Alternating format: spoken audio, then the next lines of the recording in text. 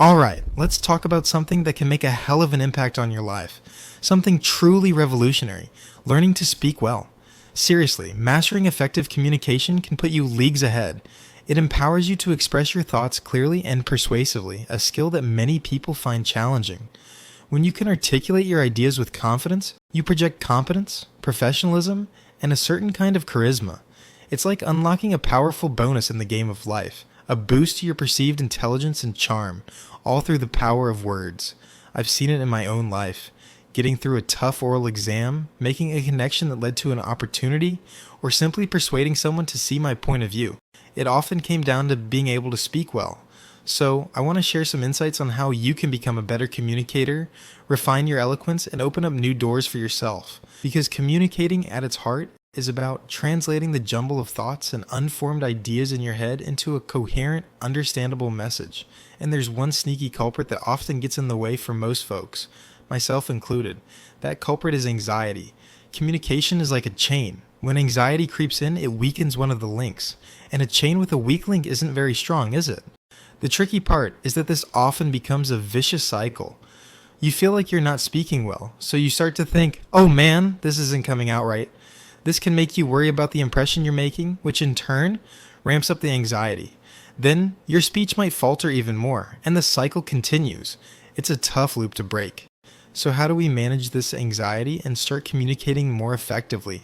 Not necessarily aiming for Shakespearean eloquence overnight, but definitely moving away from feeling tongue-tied. A fantastic starting point is the classic American adage, fake it till you make it. Sometimes, to manage those physiological responses, because anxiety definitely has a physical side, we need to gently guide our minds into believing we're in control. You don't really eliminate anxiety, you learn to manage it. And one powerful tool for this is assertiveness. Being assertive is about conveying confidence. It's what makes certain speakers so captivating, even if their content isn't always groundbreaking. They command attention because they project conviction. A key step towards assertiveness is shedding linguistic insecurity. Try to minimize words like maybe, I think, or conditional phrases like it could be. While these have their place, overusing them can dilute the strength of your statements. Consider the difference. Maybe it'll rain tomorrow. This is okay, but it leaves things open. Versus, it's going to rain tomorrow. This conveys more certainty and provides clear information. Or, I've booked a table at an amazing restaurant tonight. You'll love their pizza. This is decisive and inviting, far more so than, maybe we could get pizza later. Projecting certainty, or at least thoughtful conviction, makes a world of difference. Another habit that can inadvertently signal a lack of confidence is the overuse of filler words. The ums, us, likes, and you knows. We often use these as verbal placeholders while we gather our thoughts. But here's a pro tip. Pauses are powerful. A well-placed silence can add emphasis and give your words more weight. It can feel a bit unnatural at first, especially if anxiety makes you want to fill every second with sound, but learning to embrace brief, intentional pauses can significantly elevate your speaking style. The third pillar of assertiveness is getting straight to the point. Simple, direct sentences are often the most impactful. It's not always easy when your mind is racing with 100 different ideas, but the skill lies in selecting one clear thought and expressing it concisely. To help hone this, 2 practices are invaluable. Journaling. Writing forces you to slow down and articulate your thoughts one by one, giving them structure. Meditation. This can help you observe and manage a busy mind, improving your ability to focus. Oh, and a little bonus tip for boosting assertiveness and confidence. Dress well. It might sound like a small thing, but damn, it works. When you feel good about how you look, it often translates into feeling more self-assured, which can absolutely carry over into how you communicate. Next up, improve the quality of your thoughts.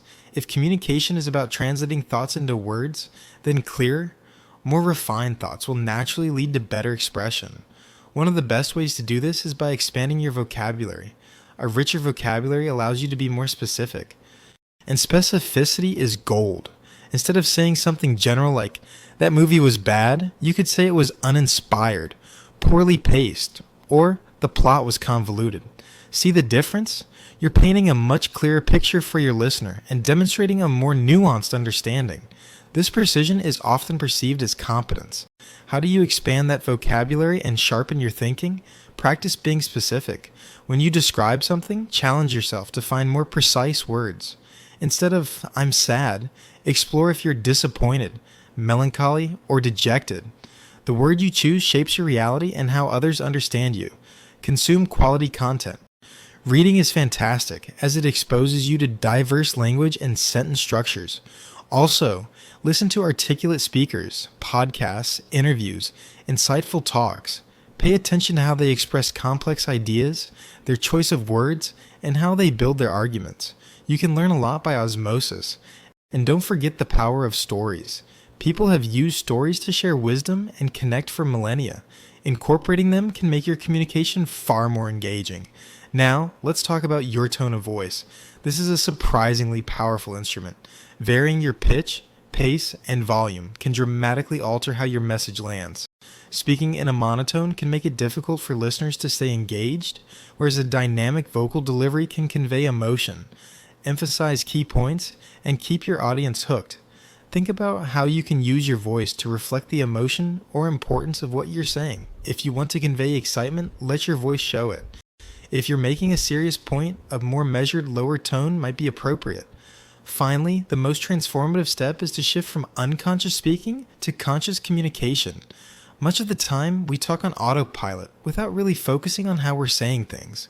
The goal is to move from this more automatic mode, let's playfully call it monkey you, to a more mindful, aware approach, or human you. This human you is present, observing, and guiding the communication. It's like having an internal director for your speech. You need to develop the ability to almost observe yourself as you speak, asking, is this clear? Am I making my point effectively? Could I phrase this better? The best way to cultivate this self-awareness? Record yourself. Yes, actually record yourself speaking. It could be you talking about your day, practicing a presentation, or just riffing on a topic. When you listen back, you get to be the audience. You'll notice things. Perhaps you rush certain points, overuse a particular phrase, or your tone isn't quite matching your message.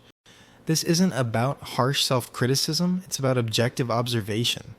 When I review my own recordings, I often spot little habits or areas where I can refine my delivery.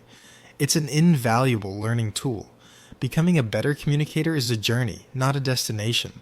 But by focusing on these areas, managing anxiety, cultivating assertiveness, refining your thoughts and vocabulary, mastering your tone, and practicing conscious communication, you can make incredible strides. It's a skill that will serve you in every single aspect of your life. So, give these ideas a try. Practice consistently and watch how your ability to connect and influence grows.